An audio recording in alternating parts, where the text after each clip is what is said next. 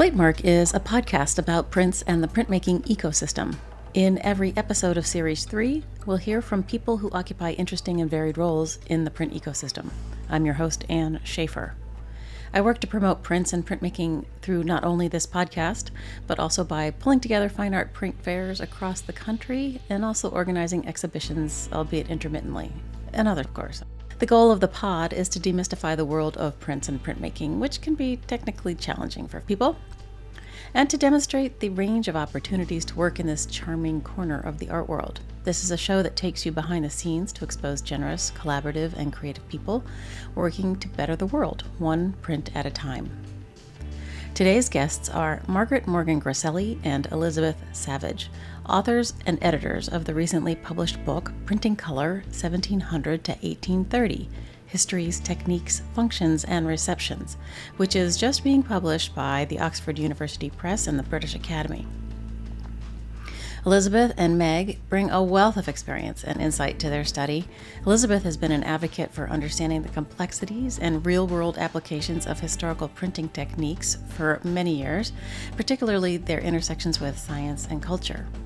In 2014, she co-edited a precursor to the current book, Printing Color 1400 to 1700, Histories, Techniques, Functions, and Receptions, along with Platemark guest Ed Steinman, who joined me for episode 32.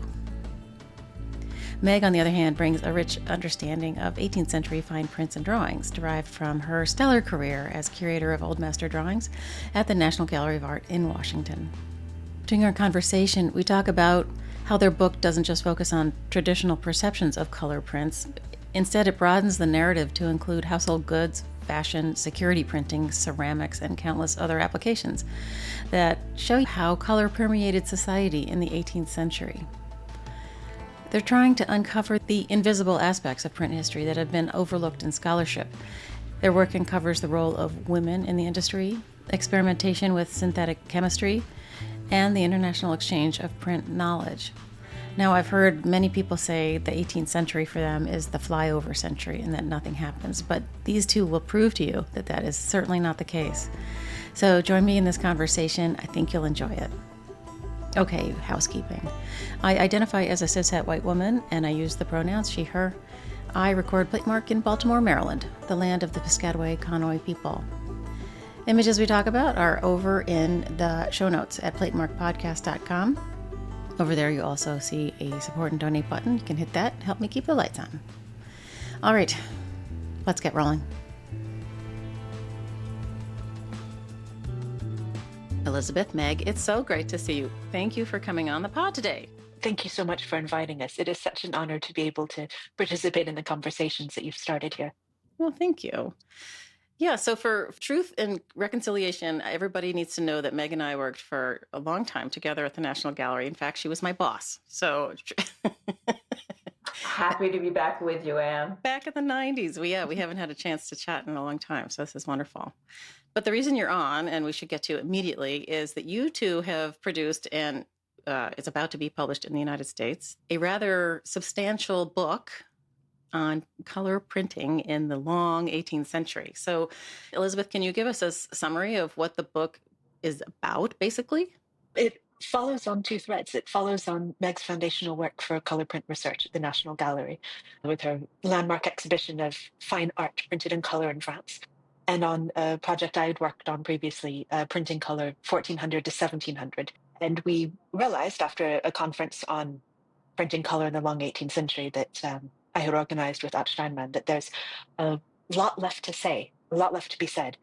And so together we've been able to bring a very different approaches to print history and to scholarship into something that is a 450-page landmark. You can see this from miles away. It is such a big chunk of a book that we hope will provide a number of new avenues for understanding what printing color was as a physical material thing, thinking about the printing ink, for example, and what printing things were at this time, and what prints look like. So we cover fine art prints, we mention ephemera, security printing for paper notes, fashion ladies who wore color stipples on their muffs in Boston, printing color on porcelains and ceramics, a huge range of household goods. So we hope that together we've been able to expand the discussion beyond color prints that you might see in print rooms to a much fuller representation of the historical record, to the way that people lived with and used and wore and decorated with perhaps millions of color printed impressions in the long 18th century. I didn't read all 450 pages, I confess, but I was really glad to see that you allowed room for the deep dive in sort of the science of pigments and inks, and also for papers, and also how all of that stuff interwove with, I mean, it's all dependent on each other in order to move forward in terms of discoveries and inventions and new ways of doing things. Like, it was so thorough and so all encompassing. I think it really does a great job of explaining what the heck was going on, because it was monumental what was happening in the 18th century. It was monumental, and it's become invisible. Print history as a field and book history as a field started around 1800. This is when neoclassical tastes were removing color. Caviceppi in Rome had huge workshops that functioned to systematically remove paint from the bits of classical antiquity that kept being dug up to restore it to a pure state that really looks unfinished. It was around 1800 that collections of books and prints as valuable historical artifacts started being formed. David McKidder has said that this is at the moment when old books start being cheap and started being expensive. And the same thing applies to prints. So at the moment that our fields of print history were founded, and the large-scale private collections of this historical material that's still the backbone for scholarship were founded, color wasn't liked. People searched for black impressions because the color hid the art of printing. And color in collections today is often not cataloged, or if it is, it's unfortunately colored as an impression. And so Meg and I have done what we could to restore the idea of color as something that added value, aesthetic and financial, in terms of security. There are many, many ways color functioned at this time, and that printed color specifically functioned. And that importance has been systematically ignored as a function of how our fields of research have developed since they were established around 1800. It's fascinating that people were actually in control of removing color and trying to establish some aesthetic that wasn't really reflective of its history. Like, who does that? Meg, what is happening? I don't understand. I wish I knew why people removed color, because obviously I love color. I love color in prints. The 18th century is bursting with color in every field, and that it comes out in printmaking so completely. I mean, all the inventions that go along with printing color, not just the inks and the printing presses, but the various techniques. I mean, the four-color separation printing that we do still today was invented at the beginning of the 18th century. And they were doing it optically, just how much yellow here, how much pink there, how much blue. It's extraordinary. And what that unleashed at the beginning of the century was just one invention after another, from chalk manner to wash manner, aquatint, lithography at the end, which is black again until chromolithography in around 1830, but color dominates. And when Elizabeth and I were working on this book and called for papers, and we got all of these offerings on not just printing the fine prints that I knew about and that I loved, and not just France and not just England, but what was submitted was astonishing and led into this volume that we had no idea at the beginning what it would look like at all, and had no idea that we'd have a chapter on printing on ceramics, printing on wallpaper, printing on bookends, the fly leaves, textiles, and then printing in Russia, color printing in Russia, color printing in Scandinavia, color printing in Italy. And in rural areas. And in rural areas as well. We have some of the first research, we believe, that on the networks and producers and users and buyers of color printing in rural networks of print selling. It's not just about London and Paris. It is huge, international. So we discovered a huge amount. I certainly learned an enormous amount. And when it finally came at the end, this was a very long project. It was interrupted by COVID, seriously, and it took a lot longer than we had hoped. But in the process, all of this came together. And at the end, as you read through the whole book, looking for all the errors and everything else, but all of a sudden it really came together as what we had achieved without necessarily intending the final result that we got. It was staggering. It was very gratifying to see, before it actually came out in book form, to see where we had gotten and what this contribution was going to be. One of the things I'm most proud of in this publication is that there were significant delays due to COVID. Without COVID, it would have been out possibly late 2020. And there were a number of challenges that the COVID brought up far beyond what you might expect in other contexts. But everybody who was participating in this project was able to make the contribution to scholarship that they wanted to make, despite even substantial delays due to ill health for significant periods after COVID, for example. We decided to prioritize the complete picture here and ensure that every contributor was able to do what they had envisioned to make this collaborative effort to reestablish color in print cultures in the long 18th century over a quick turnaround. And I'm absolutely delighted that the British Academy supported us in that and was flexible with the deadline in order to allow us to make this giant 100,000 word monster that eventually turned up in the end. When you started, did you expect it to be focused mainly on Paris, London, and the fine art print? I'd hoped it wouldn't be. Yeah. I mean, this sprang out of a colloquium back in 2018 that, as Elizabeth said, Elizabeth and Odd Steinman put together. And at the time, the papers covered a good deal of territory.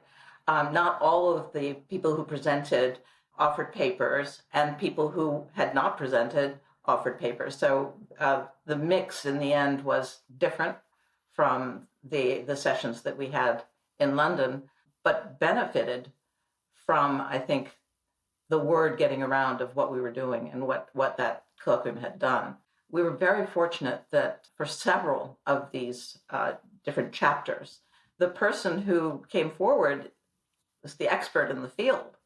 I mean, Michael Twyman, chromolithography, it's extraordinary. And Susan Green on printable color, on fabrics printed in color. Her recent book, again, based on her collection, which is probably one of the largest and finest in the world of color printed textiles, pre-industrial color printed textiles. Incredible to have her work. Sid Berger and Michelle Clunan, who are the world's foremost collectors of decorated paper, the experts on that, again, were able to contribute based on completely unknown material that is in their collection, which is now at Texas A&M. So it was incredible to be able to work with the leaders in the field and also with people who are curators, people who are heritage scientists, people who are postdocs, and special collection librarians as well. So it's a real range of voices.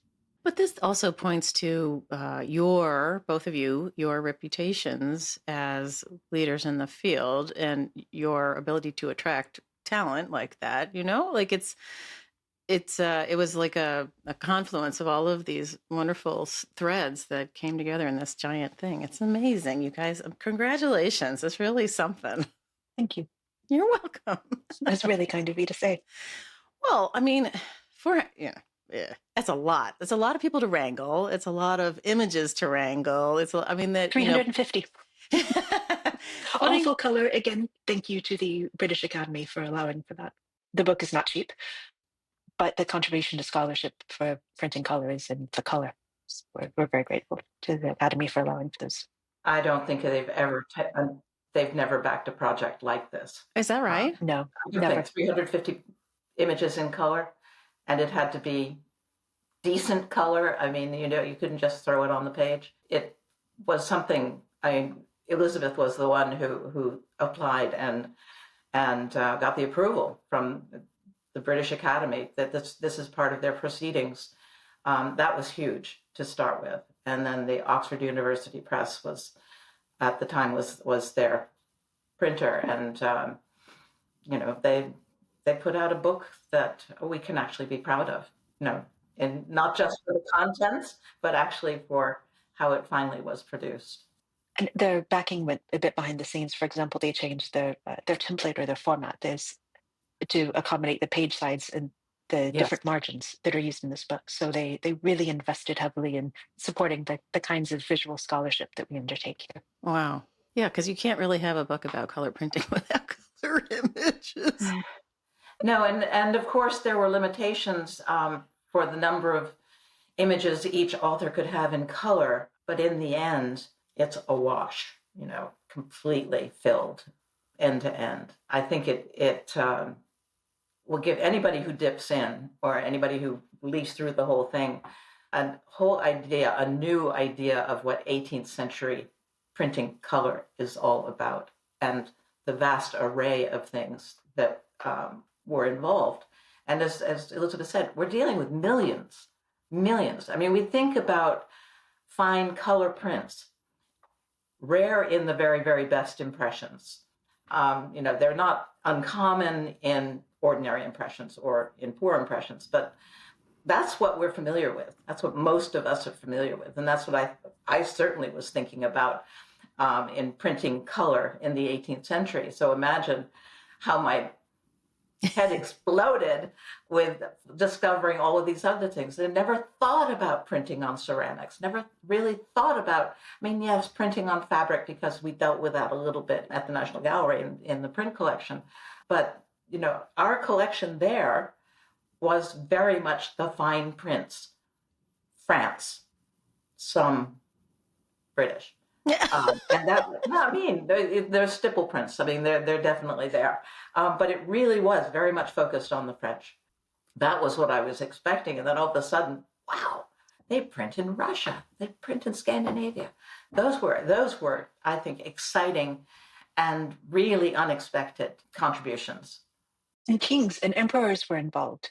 They're directly in contact with the people who are developing these new kinds of color inks and new colorants and ways of creating transparent inks as part of their promotion of national scientific advancement, to the point that some color printers died due to the toxicity of the materials they were using, right, in pursuit of color printing for a royal or imperial audience. It's unbelievable.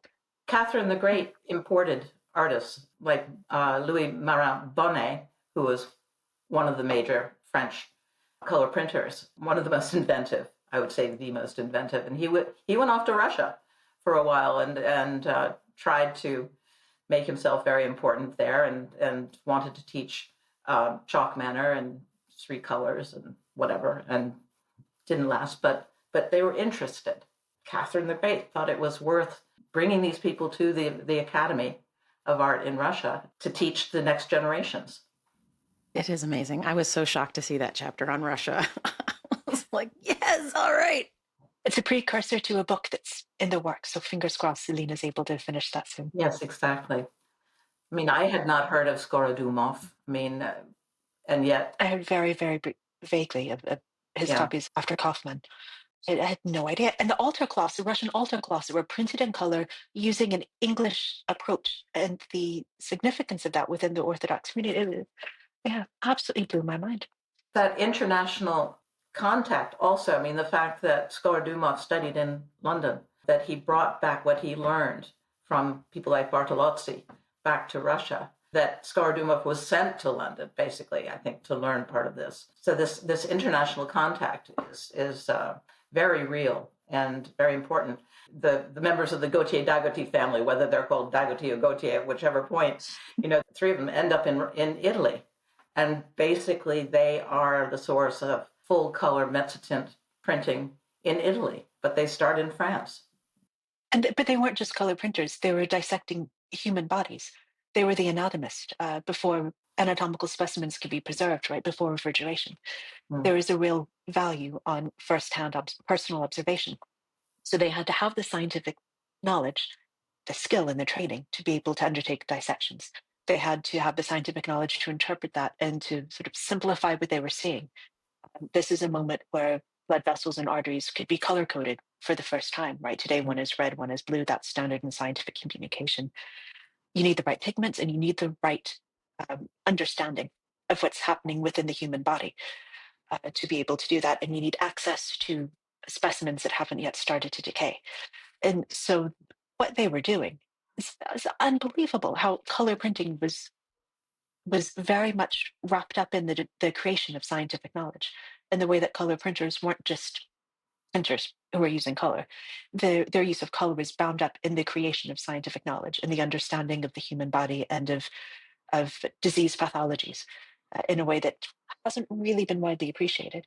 And when this has been studied, it's been in studies that focus on one producer or one example. They might go into great depth within that, but the broader picture of what they were doing and how that technical knowledge and technological knowledge is bound up with, say, that of the producers of quilts, centerpieces that were used largely by an audience of women and shipped all around Europe in an industry that's been completely ignored because it's just women's work, right?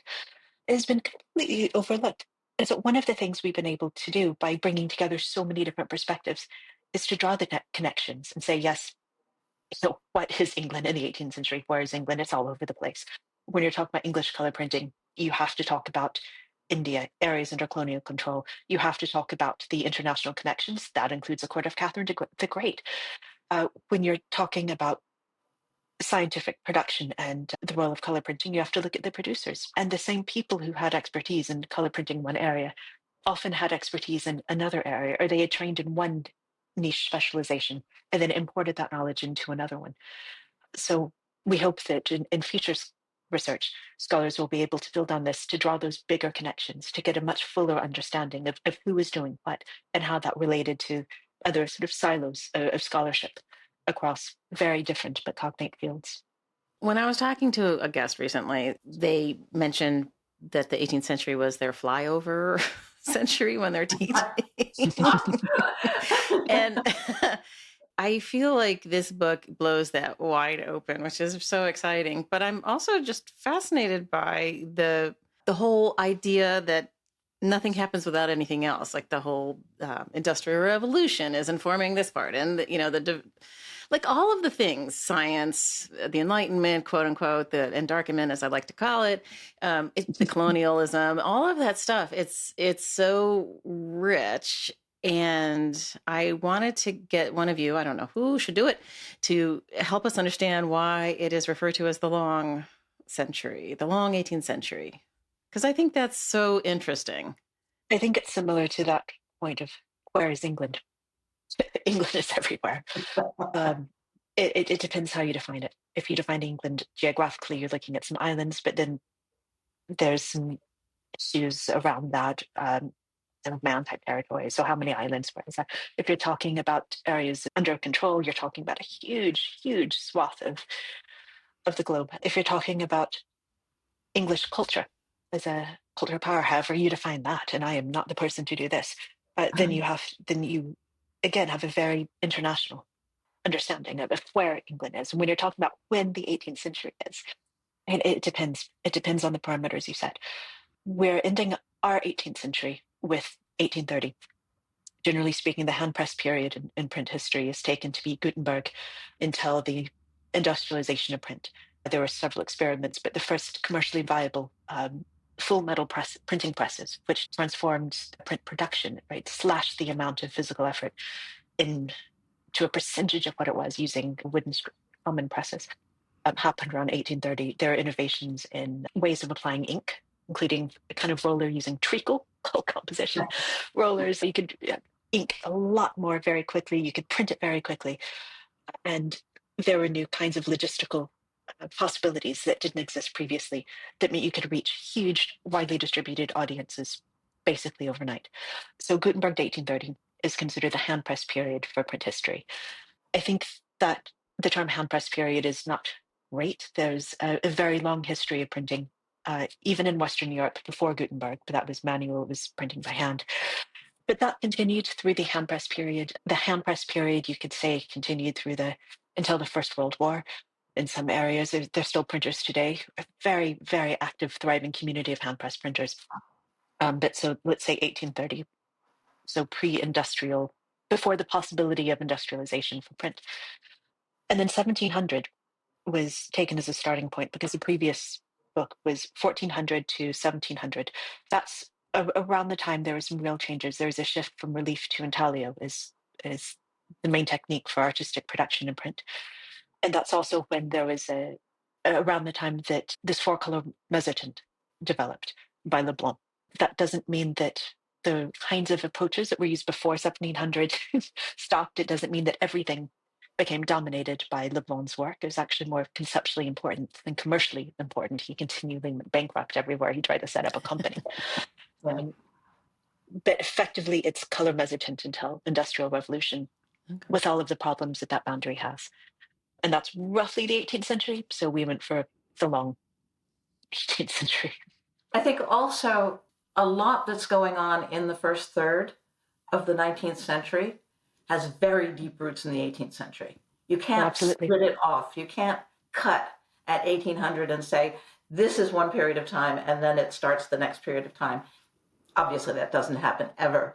But when it does come to the 18th century, so many things are starting at different points, different decades in the 18th century that are then carried into the 19th century. And then you get, yes, around 1830, you get chromolithography, which changes the entire color printing industry in many ways. It's a culmination of the Industrial Revolution inventions that go with color printing. And synthetic chemistry for inks as well. Also. So there's a lot that is taken straight up to 1830. It's not a completely arbitrary number. And then from that time on, what happens in the next part of the 19th century is really drawing from that late developments. So Michael Twyman's book, Color Printing for All, covers the early development of chromolithography in a way that is unprecedented. And he talks about the materials, the producers, the audiences, the functions, the market. It's an incredible piece of scholarship. And so we didn't think there was a huge amount of new research at this point to add beyond what he's already contributed for this early kind of chromolithography. No, and we had to stop somewhere. We really did have to stop somewhere. Otherwise, this would have been, multi volumes. Right. Couldn't do it. Yeah. Anyway. Well, and also Elizabeth, you and Ad had done the early part of color in that amazing book that I don't remember when you published that. But it was 2015, I think. 2014. It's the breadth of knowledge that is in that head of yours. I swear to God. I don't know how you keep it all in there. It's incredible. Thank you. You're welcome. So who was your favorite character as you were learning about all of these various and sundry inventors of this, that, and the other thing? Like, do you have favorite? I mean, in the 18th century? Yeah, like the casual reader should like zoom in on Leblanc or the Gaudoti. Women. Oh, there's so many women. Women, yeah. We even have a woman on the front. She's idealized. She's a virgin, but she's still a woman printed in color. But there's so many women who are producers and users in specific markets for color printing, including the centerpiece of quilts, the muffs, the fashion, the textiles. Women were inking in color. They were color inkers. Roger Gaskell, who didn't contribute to the book, but very kindly agreed to let us highlight some of his ongoing research. This is going to be an incredible book when it's out, of how a woman was not only responsible for helping to refine the creation of natural science, the taxonomy of plants through the use of color in printing, but she created the models for the alu-bupe inking, and that's another difficult term, but basically painting the plate with ink, daubing different kinds of colors on. So we have her models of the templates for the other color inkers to follow.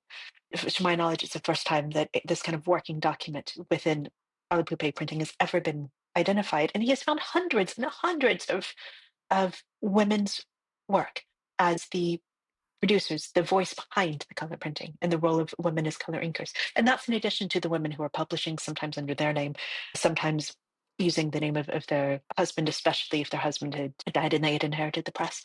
A huge amount of women were making and using and selling color printing in a way that just has been ignored. Mine is actually a white man. Sorry. It is Louis Marin Bonnet, going back to my French 18th century fine prints, because he was the single most inventive of the color printers, in the sense that he took, for example, chalk manner all the way through pastel manner, produced the head of flora, the tête de flore, from 8 copper plates and 11 different inks. Thank God he told us how he did it, because otherwise we would never have figured it out. He had a white ink that nobody else had, and it was that white ink that allowed him to imitate the grainy appearance of pastel, for example. He never stops trying new things. He also goes into stipple. He goes into watercolor manner, which is actually invented by one of his pupils. He prints with gold. I mean, he does all of these unusual things and produces some of the truly, truly great and unique prints of the 18th century. I think personally that the head of flora is the single greatest print of the 18th century. It is such a tour de force, that pastel manner. But he never stops. And when his plates start wearing out, he reworks them, he tosses them, he redoes his prints. Something that started as a pastel manner print goes through various stages, and he ends up with 2 colors, red and black. And all the way along, he's making prints that are viable in the market. So he's not just a printmaker, he is definitely an entrepreneur and a merchant, and he's definitely in the market for money. But he's a fascinating printmaker, and endlessly, as I say, inventive, and such craftsmanship. Really extraordinary. So he represents, in many ways, for me, exactly what the 18th century fine print industry is about. And his career follows that trajectory, and that sudden end with the French Revolution. Again, another way of bookending the 18th century. Oh, right. That was fascinating, the part about the French Revolution. Yeah, it kind of interrupted things. It did. Yeah. Killed the market, right? Literally. Right. Can you say more about that? I'm just fascinated. Well, by the time the French Revolution comes along, they've been 50 years of making incredible prints. I mean, in chalk manner starts in the 1750s, aquatine starts 1760s. Full color had been going since 1710, and the wash manner starts in 1770s. I mean, you've got all of these things that in place, and the market is saturated. There are a lot of printmakers. They are fabulous. I mean, Debucourt, Janinet. I mean, there are incredible printmakers, incredible craftsmen. You have Debucourt's fabulous Promenade Publique in the Tuileries Gardens that in many ways foreshadows what's about to happen, with especially the guy in the foreground with the chair breaking under him. But it's interesting for me that what thrives in the 1790s, first of all, is documentation of what's going on. Mm. So the color printing is turned toward history, recording current history in many ways. So that's one part of it. Book illustration, which we don't talk about very much, don't talk about enough. There are fabulous books produced 1792, 3, 4, when the worst of the revolution is going on, and yet these books are still being produced. But at the end of the revolution, or right in the middle of the 1790s, that market dies. People are not so much interested in decorating their walls when the world around them is just collapsing. And once that world has stopped collapsing, when Napoleon comes in, when order is restored, what was so popular in the royal years of the 18th century has to change. You're just not going to carry that through. Printmaking itself was such a labor-intensive thing to do the 4-color separations. You had to have 4 or 5 plates or even more to produce the final prints. People didn't want to be spending all that time, so they turned back to hand coloring. That's going way back, obviously, but it's easy, it's cheaper. It's something that women can do. Children are involved. It's a whole different, cheaper way of producing attractive images that will appeal to the new audience, basically. It's another illustration that it's all intertwined, right? That history, political history is culture covers, culture. Prints are just part of the whole culture. Right. Printmaking. Yeah. And the exploitation of cultural knowledge and materials in areas under colonial control was hugely important to the formulation of color printing inks.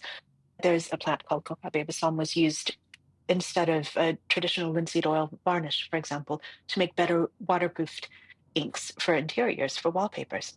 It failed. that drove a huge amount of innovation within the color print industries. Yeah, that part of color printing does not stop, obviously. The household goods, that kind of printing does continue. But it's very much of its time, and it's very much determined the materials, the components or ingredients of the inks, the markets, the way that color can be used in print. It is very much determined by political, social, cultural, and in some cases, religious circumstances. It's amazing to me. Like, this is no flyover century, people. Well, Anne, you know that's my century. So I flew into the 18th century, I think, starting my sophomore year as an undergraduate. Honestly, that I was seduced by the 18th century very early on. So, what pulled you in? Actually, I want to say it was my freshman year because I took Fine Arts 13, which was the introduction to art history. And when he got to the 18th century, I was just sold. I loved Fragonard. I loved, the romantic scenes. I mean, God, I was, 18 years old. They just appealed to my romantic heart. And as I delved more deeply into aspects of it, when in my sophomore year, discovering drawings, especially, but also prints. I had a course on prints. You did? It was the 18th century works that just made my heart go pit-a-pat all the way from the start. And, it was just love at first sight. Wow. And I'm still there. I mean, wow. I come out of the 18th. I do spend more time in the 19th century now than I used to, for example. And of course, you have to have the whole lead up to the 18th century. You have to, educate yourself. It's okay.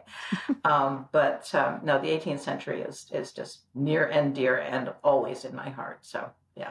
Meg and I were cohorts at the National Gallery. Meg was the head of the Department of Old Master Drawings. And because I was under you, even though I was basically cataloging whatever came in the building. Prints and drawings, yep. Prints and drawings, right? I always think of you as the 18th century French, very much in that, but drawings only. Yep. And so when I saw that you were doing this book on printing, I was like, what just happened? Okay, so again, going back, I was introduced to 18th century printing in this course that I took. That on Monday we did art history, and on Friday we made prints. Oh, it was wow. Extraordinary, wonderful. And when I discovered chalk manner, okay, so all of these inventions in printmaking, not the 4-color separation printing that Leblanc did. He was imitating paintings. His idea was originally painting, as it turned into so many other things. But when chalk manner was a big invention. It was specifically invented to imitate the appearance of chalk on paper. Aquatint was invented to imitate the appearance of ink and wash on paper. Wash manner printing techniques, imitating the appearance of watercolor on paper. All of these things were imitating drawings. So, of course, as a drawings curator, I was attracted to every single one of these techniques, which was simply, spreading the word about these gorgeous pieces of art that were drawn and were reproduced into print so that almost anyone could own them. If it was chalk manner printed in a single color, they were very cheap.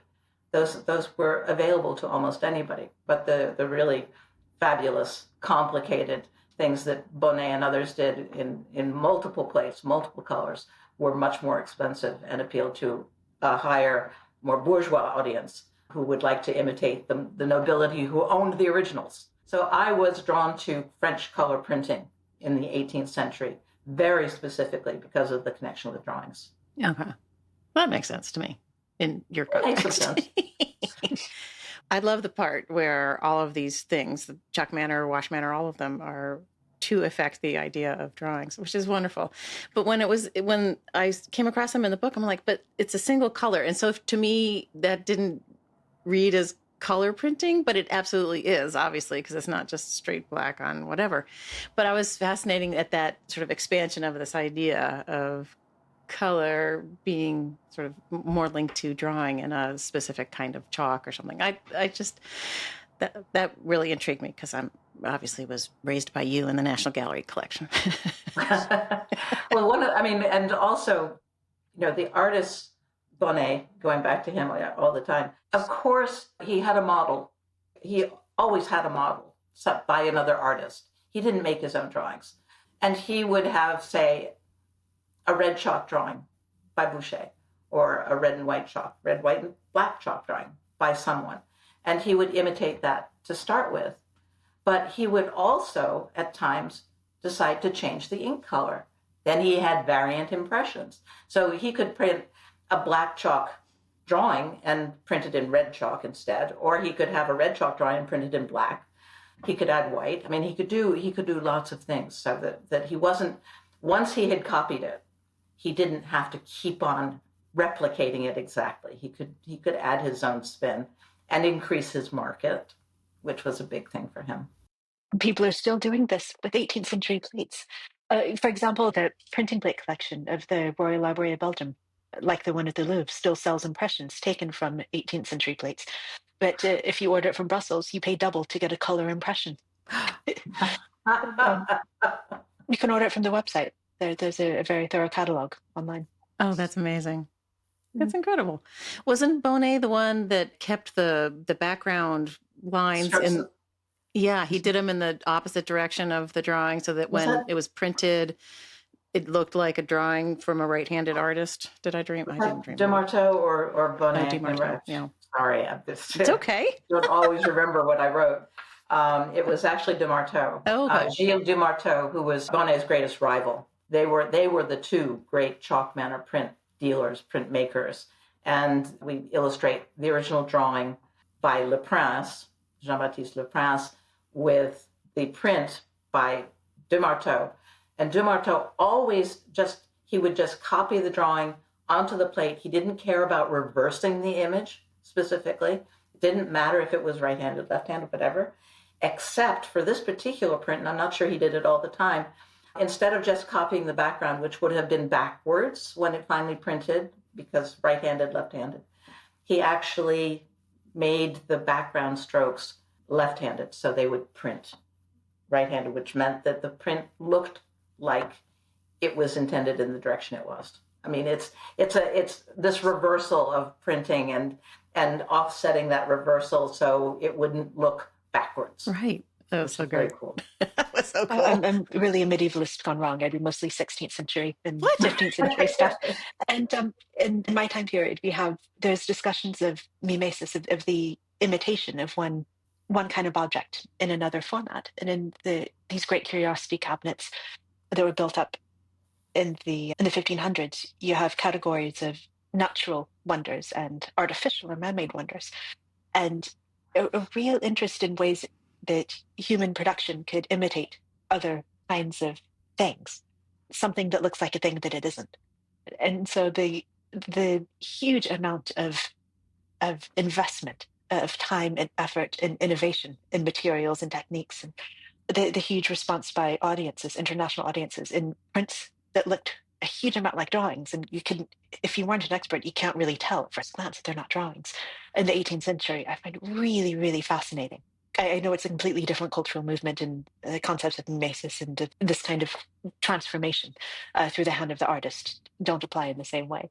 But it is really, really fascinating to me that so much work went into making prints not look printed. Right, right. Yeah. And the less printy they looked, the more valuable they were. Right. Well, and this proves, and I'm sure this happened much earlier than I'm going to say, but the idea of the unique object always being prime and above the multiple, it's like, it's so much more complicated to create something that looks like a drawing in print than to make a drawing, right? So that it's always flipped for me. And this idea of the multiple being less, it makes me nuts. Then you have artists who are making on purpose unique impressions. Right. Mm-hmm. Again, it's always about the market. It's the market, right? The market, exactly, and not just showing your prowess as a craftsman, but right. but feeding into your customers' desires. So, and also, there's a real value in multiples and creating huge numbers of things. Mm-hmm. One of the examples in the book is a handkerchief printed in black and red with taxi fares to different parts of London. Right? The more of those you could produce, and there's real artistic skill. If this depicted anything other than a map of London with currency amounts on it, it would be considered a masterpiece of artistic production. There are objects like this, where it's the multiplicity that gives value and the distance from a single artistic producer. The innovations in color printing currency and lottery tickets, kinds of security printing, for example, as well, gain their value from being multiples. And for so many of the examples that are discussed in the book, the practical use is, in a way, can devalue it to a collector. You wouldn't expect to see these things in a major national print collection. But if they depicted anything else and didn't say lottery ticket on it, the incredible amount of artistic skill and the incredible amount of printing skill that they attest would blow art historical narratives out of the water. Yeah, I think you're right. I'm dying to talk to somebody who works at the Treasury Department making engravings for banknotes. So if anybody knows one, let me know. But Elizabeth, when you were coming up in the academic world, when did you figure out that print culture and printing and all of the things that go with it were your jam? I was also at the very start, first term undergraduate. I took a medieval art history class with Anne-Marie Carr. I thought art history was interesting. And I really loved it must have been a week or two on print. I think we ended with something with Albrecht or a mention of some of the early print. And I loved it. And I was able then to work as an assistant to Eric White with a collection of incunabula. He's now Shady Librarian at Princeton. He's a great expert on Gutenberg. So his research is very much on the early part of print history. And I didn't really like the books as much as the pictures in the books. And I got really frustrated that I couldn't find any good information about the pictures when everything I could find about them either talked about how they were awkward or stiffly drawn, or didn't talk about the printing process, how they were made. There was so much information about the production of paintings from that time, for example, and artist materials. And there was so much information I could find about the texts, but I wanted to know about the pictures. And so I did my master's in 16th century prints at the Courtauld, and then I took my PhD on 16th century color prints, again, because the only reference on that I could find was Walter Strauss's catalog. It was 1973, printed in brown-ish stuff with pictures that aren't adjusted for contrast, so they're completely unusable. And it slightly blew my mind that pictures would be printed in color in the 1500s. It went against everything I had come across, all of the basic underpinnings of the research. And I thought, well, this is really weird stuff. It's so rare, it's so unusual. It'll be a really nice, tidy, self-defined case study. There's just a few dozen impressions. And actually I ended up finding many, many hundreds. The vast majority were book illustrations that were just unrecorded as artistic objects. They're part of the same story.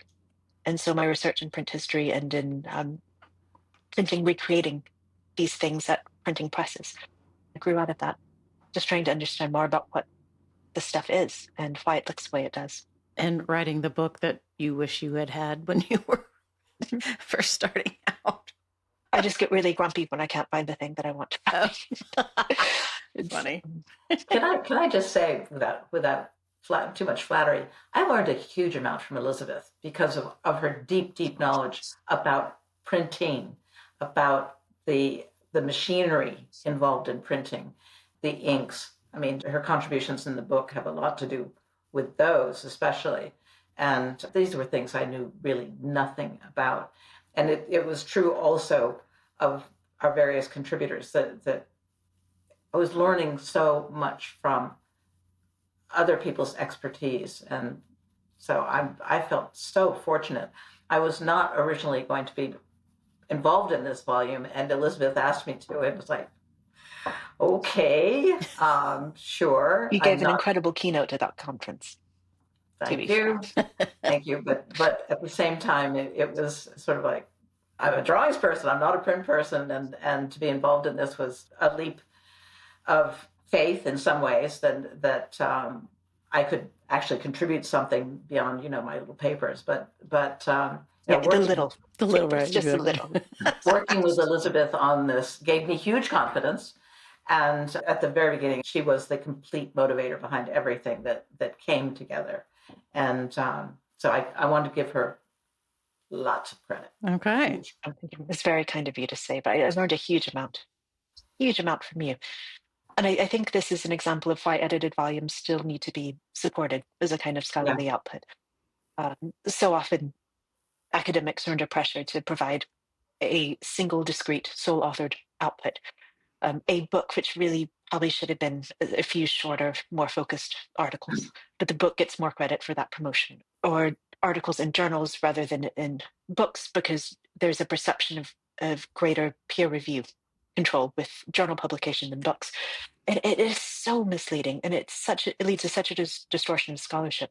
Everything in this book, as with all of British Academy proceedings, was subject to 2 rounds of editorial review, 2 rounds of single blind peer review. Then the manuscript as a whole was subject to 2 rounds of single blind peer review. It is a book. The chapters in it are far more vetted and peer reviewed than any journal I've ever published in. And I don't pretend to be an expert in 18th century material, but I know the questions that I want answered. I have a lot of questions to ask. And I think that working together with Meg and being able to collaborate with all of the contributors, we had nearly 30 contributors, we're able to ask a lot of questions. And together, I think this volume is much greater than the whole is greater than the sum of its parts.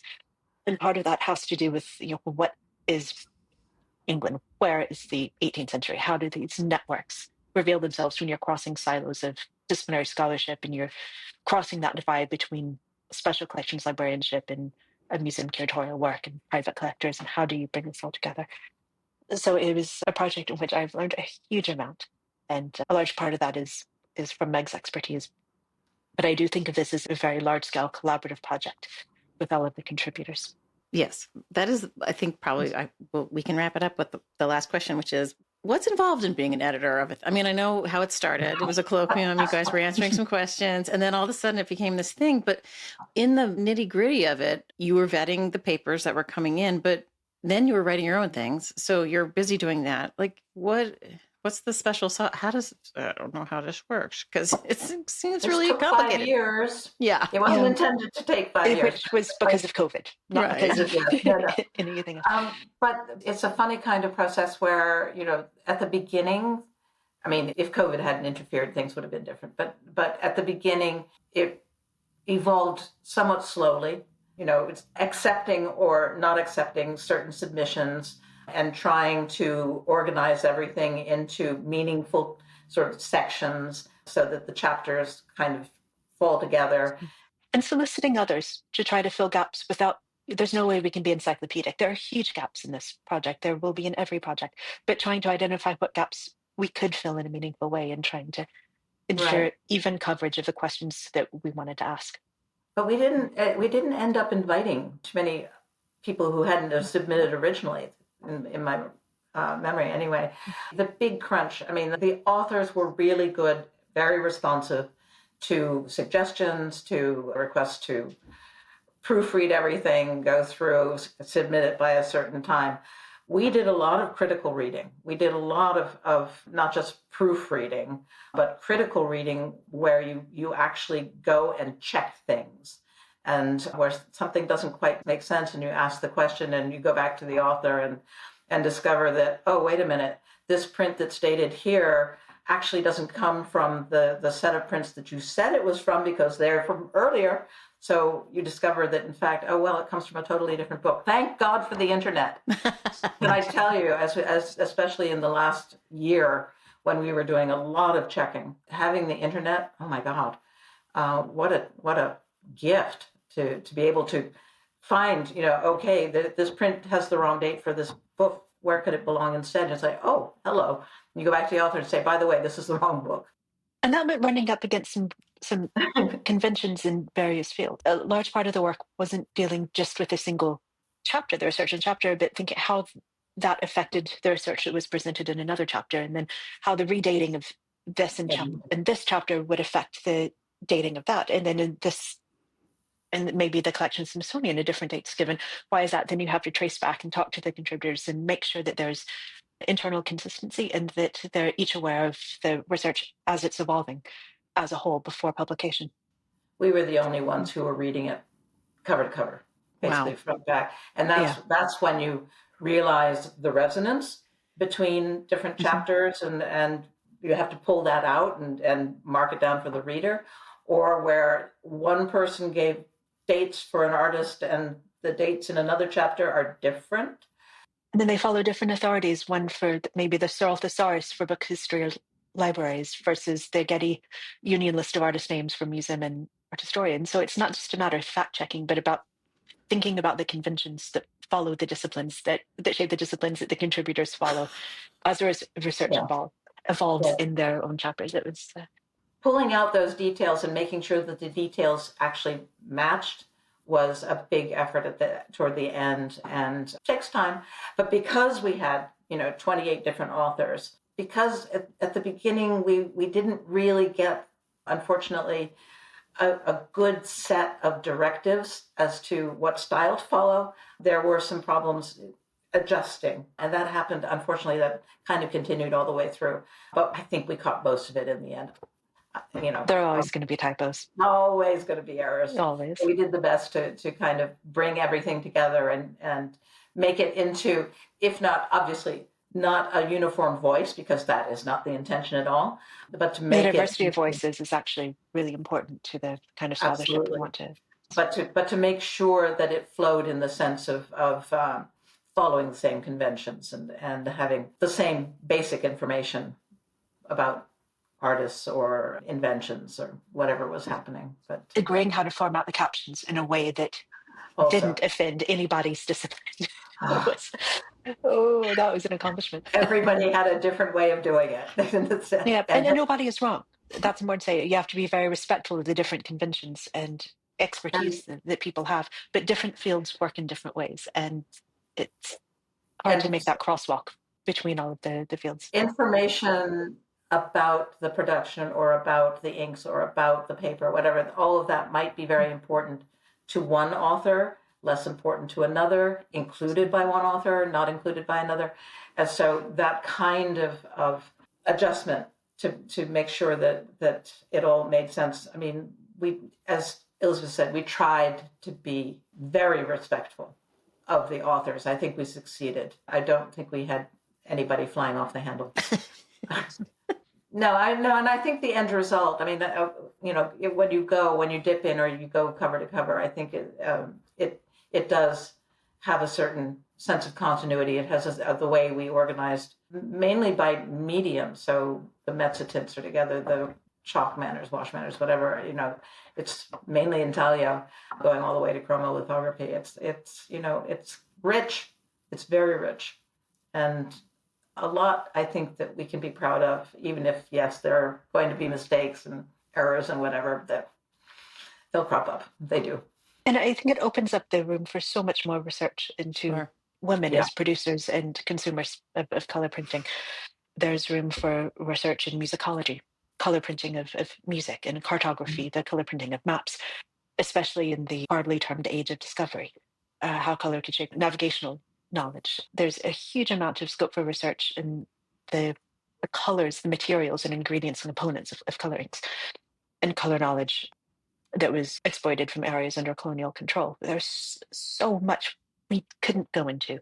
And part of the editorial struggle is limiting the discussion to a set of questions that we decided were important to answer, that we felt we were well equipped to discuss, that we could provide structure for.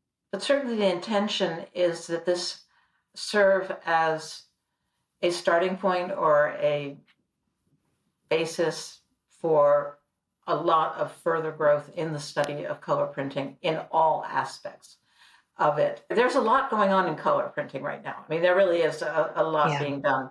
And the hope is that all of these different parts will encourage more young scholars to move into this field and to do more research and to build on what's been done so far and to take us into whole new areas of understanding and research that needs to be done. My PhD supervisor, Jean-Michel Masson, I would say that the greatest compliment he could ever be paid is if his students exceeded him and proved him wrong. And the greatest compliment a scholar could ever be paid is to be proved wrong, but ideally by somebody who had access to more resources than you did, and a few years down the line. I hope that everything we say in this gets proved wrong, ideally in a few years, maybe in a generation or two. But I hope that we're asking the right questions with this, questions that people who are heritage professionals, who are working with the color printed objects, people who are the conservators and the heritage scientists understanding materials, the collectors and the researchers in academic context are able to pick up these lines of questioning and to start thinking about color printing as something that isn't rare and exceptional. Right, the previous scholarship almost completely is focused on a tiny number of the most exceptional color printed material. It's the many, many millions of color printed impressions that aren't covered in the literature at all that have led to a misunderstanding of what color print was for and the cultural significances that it had. So I really do hope that this is a starting point rather than an ending point. And I hope that we are very much proved wrong by people who then take it upon themselves to ask the questions that we couldn't. Well, I have to say, I really appreciated, I think specifically in your introduction, the two of you said multiple times, we hope this is a starting point. I feel like that generosity was conveyed loud and clear, and I think your point to that is all in there. So well done, ladies, women, good peoples. Thanks, Nan. Yeah, thank you so much. Of course, yeah, it's been great talking to you. It was fascinating, and it's dense, as you say, Meg, but it is worth it for anybody who's interested in, how we look at color printing. Like your Smucker's Jam label is printed in the same manner as those things in 1850. Like, it's all relevant. And the colors are printed in the same order: CMYK. Yeah. Yes. Cyan, yellow, magenta, black. Right. Or K for black for key. It's it's exactly the same. Yep. It's all there. So well done. And thank you for coming on. I appreciate you talking to me and all of the listeners, and I think they'll enjoy the conversation. So thank you. Thank you for asking us. It was fun. Thank you so much. I would love to thank Meg and Elizabeth for joining me on the pod today. I find the 18th century to be quite fascinating and surprising for those of us who have formerly considered it the flyover century. Many thanks to them for coming on the pod today. I hope you enjoyed their conversation. And also, of course, as usual, I need to thank Dan Fury of Extension Audio for being my sound guy. Thanks, Dan. And also Uncle Michael Diamond for the use of his original music.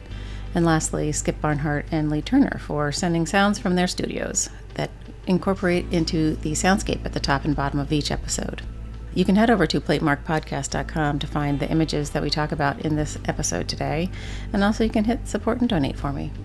Help me keep the lights on. Oh, and lastly, there's a listener survey you can take for me. It'll help me guide the future of the pod.